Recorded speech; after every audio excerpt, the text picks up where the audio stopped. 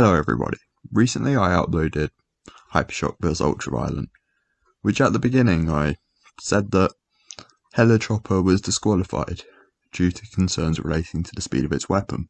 So in the comment section of this video, some people suggested that HellaChopper wasn't just disqualified due to safety concerns, but there was more to the story in some ways. A lot of people were also really interested in HellaChopper and asked a lot of questions which at the time I couldn't really answer. Since then I've looked at a lot of old posts and various things on Reddit and such like, and I've also been in touch with Rob Everhart, and hugely grateful for that because he was able to tell me a lot of interesting things and provide me with some pictures. Okay, for those of you who don't know, HellaChopper was entered into Season 2 of BattleBots Reboot 2016 by Team Half-Life, and it's officially, according to BattleBots.com at least, a bar spinner, which we'll get into in a bit. Team Half-Life are also, of course, known for their Comedy Central era Atomic Wedgie robot. Robert Everhart got the inspiration for Atomic Wedgie from the police department's bomb disposal robot. This machine's got titanium armor and trifoils with tungsten tips that spin at 1500 RPM. Here is the inside scoop.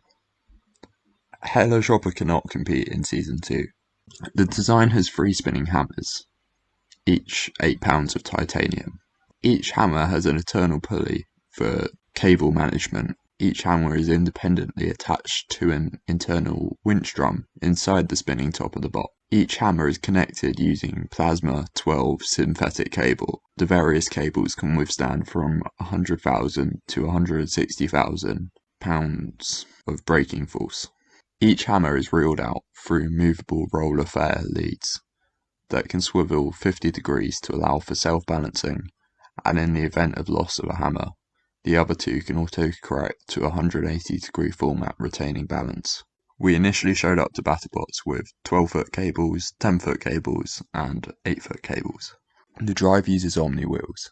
There are 4 feet with electromagnets capable of 1,500 pounds of downforce. Each foot has toes to stabilise the spring-loaded feet, but to also scrape debris and paint away so the magnets actually work. The hammers spin pretty fast. When we showed up, they were well over 2,000 RPM. The design allows for cable flex when contact is made with another object. The cable flex through testing actually goes back to stiff in about 1 revolution after contact is made. No discernible force was transmitted back to HellaChopper, but this can only truly be tested in the box. We had an alternate top, Beast Mode, which had solid titanium arms and cutting teeth. These would start collapsed, and centrifugal force opens them up to 6 foot diameter to be used in case of very low robots or concerns with the cable hammers. So that was the plan. Here is what happened. We came to BattleBots with a functioning, ready to fight BattleBot. The design was cleared prior to showing up at BattleBots, by the way. They knew what was coming, and the minute we showed up on Friday night, Greg said, "Damn, does it really do what you said it would?" I said I think so, and he said even with the improvements to the Lexan, he didn't think the bots could handle it. But he was more worried about entanglement prior to seeing it spin up. We ensured the inspectors that the cables moved so fast that the hammers would not wrap around anything like a tetherball, but rather at the speed the hammers move would essentially cut through anything. We could not safety check Friday or Saturday due to the fact that our hammers winched in and out to 12 feet total diameter, so we would have to test in the main box. We finally got a chance Sunday night after we spent a bunch of time modifying the gearbox and shortening the purple plasma rope. Greg and Peter didn't like the 12-foot diameter, so we had to change to 6 foot and a tip speed of no more than 300 miles per hour. We spent all day Saturday trying to accommodate. The cables we had were specifically designed and woven for longer lengths. The bot itself, with the cables retracted, was 42 inches. So now the cables would only go out a little over a foot. We could not wrap a course on the winch drum, and this led to tangles, Because of this, we had to remove the winch motor and fall back to not being able to retract the cables once centrifugal force opened them to the 6-foot diameter. By the end of the day, we had removed the winch motor and shortened some new cables, and the winch capstan was set for the turns required. It didn't work well, and we had to change gearing to slow it down as much as we could, which we did. Sunday night, they just finished painting the logos on the BattleBots floor, so they asked us to wrap rags on our hammers so they wouldn't damage the paint. We said okay, duct tape heavy rags to the hammers. We had never been able to spin up the hammers to full speed outside of the safety enclosure, and previous testing showed that the top would come up to 900 revs per minute in less than a second at a reasonable amp draw. During our first test, I hit 100% on the spinner, and it overcurrented our lipos and basically used them as fuses, so the spinner went dead. To be honest, I was new to lithium batteries. We slammed the spinner to full, and it started and stopped. We didn't know why. When we got back to the pits, we realised the lithium battery tabs opened inside the batteries, so new batteries were required, and we had to reset the speed controllers for a slower ramp up and current limiter. We tried again in the box later Sunday night. Same thing happened. We monkeyed around with the batteries and speed controllers and got the ramp up rate to match, not frying the batteries. This was a huge deal every time we wanted to test.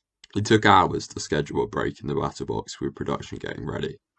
I think it was the third time, late Sunday night or Monday, I can't remember, we fired it up, going slow to make sure we didn't fry the batteries. When the hammers were cruising at 1,200 revs per minute, I saw one of the rags shoot off about 10 foot, then suck back towards the bot due to the vortex we were creating. The rag entered the robot through the gap between the base on the spinning shell, went through some 3-inch cam followers, 1/8 of an inch gap, and started ripping the studs out of the aluminium, 3/4 inch steel snapped. Then hit the battery box and started spinning the LiPo batteries about in the shell. Then we had a huge fire and the bot burned to the ground, total loss. This was a precursor to all of our problems. They were not ready for a fire, so we had to wait and let it burn for 30 minutes or so before we had equipment to go in and put it out. It got really hot. We gave up Saturday night, I think. Came back in at 6 AM Monday, tore it all down and rebuilt. The only part we didn't replace was the main gearbox and one of the 2 motors that drove the gearbox. The hammer assembly was toast, even though the cables had not melted. So we rebuilt using beast mode. We talked with Greg and Peter, and they said we could test in the little test box, using the solid arms.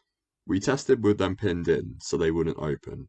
We hit top speed, past driving, and weapons functionality testing, then cut transmitter power, and the spinner came to a stop in less than 20 seconds.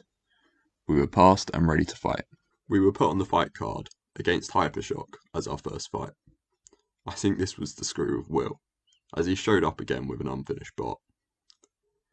We had figured out our current limiting.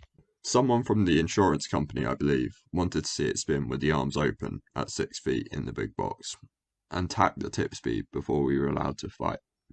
Just make sure I have control if anything.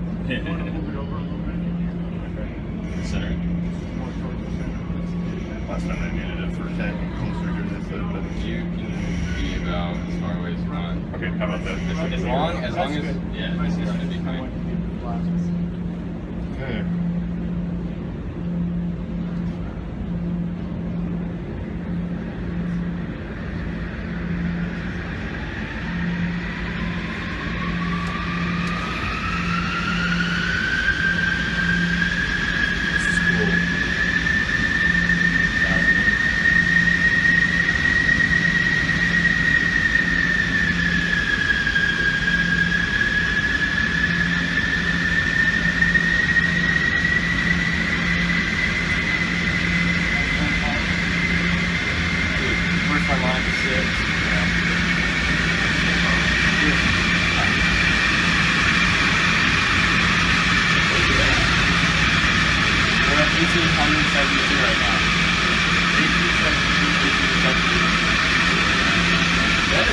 there's like a 2,000. We're actually going to sell it. That's impossible. Like the letters. It's got to be a half. Oh, God damn it! No, son of a bitch. Son of a bitch. Son of a bitch. In the video, we hit about 2,100 RPM, or about 450 miles per hour. Then after about 3 minutes, a speed controller fried. We went back to the pits, 2 hours to our fight, in a mad scramble to fix the speed controller, and charge the batteries. We opened it up, still thinking we might compete, and found the blown controller. No biggie, but the cause was a melted amp flow motor, the one we didn't change. When we took it out, it felt like it was full of gravel. The magnet epoxy had fried in the high temperature of the fire in the test box the night before, and the magnets and rotor became close friends. Greg and Peter talked with us before we were to fight Hypershock, and told us they wanted us at half speed. We told them we couldn't change the gearing. They said we could do it in our remote control, and set it to 50% output on the weapon. Normally, this is a no-go with BattleBots. We thought about it, but declined.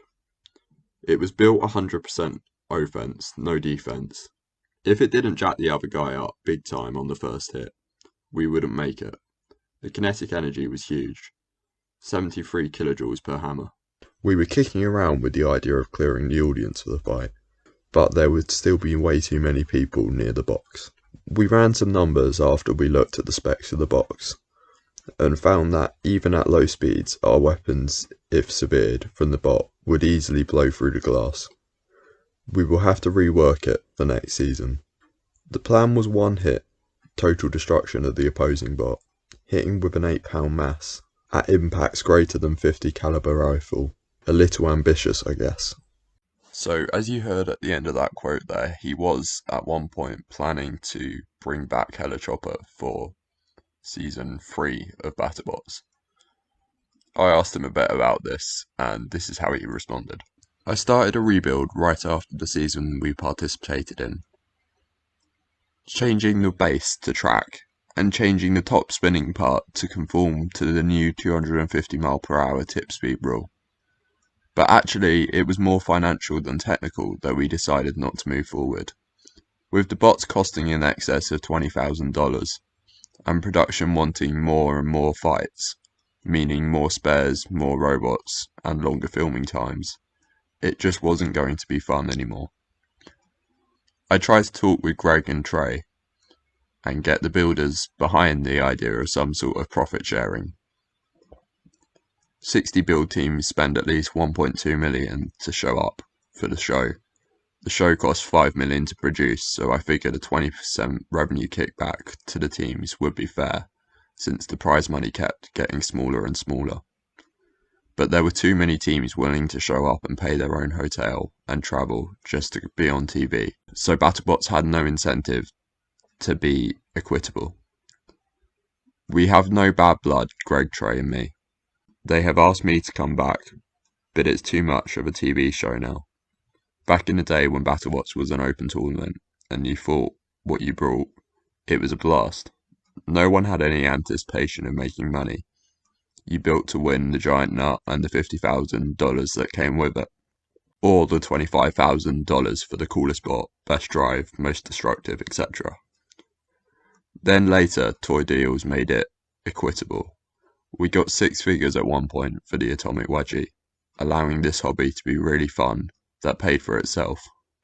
Long story short, things may change. I've been building a house for the last 3.5 years, just finished. We delayed starting building the house to compete in Season 2 of BattleBots. So then when BattleBots moved to Discovery, we really couldn't compete. Maybe someday. But it has really turned into a fake reality show. Not sure I like the direction it has gone. Instead of a tournament trying to win, it has become scripted. Unpopular opinion. Dunno, maybe someday if I'm bored. Just got an email asking if we are coming back for 2021. I love the people in BattleBots. just not the TV part so much. I know this has been a really long video, and if you're still watching, that's absolutely awesome.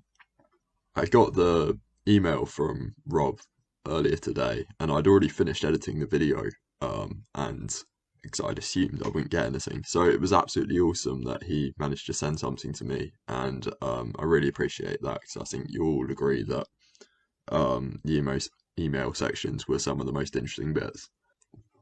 If you want to check out the full email which Rob sent me, I think I'm going to post it on an Instagram page, which I haven't actually set up yet.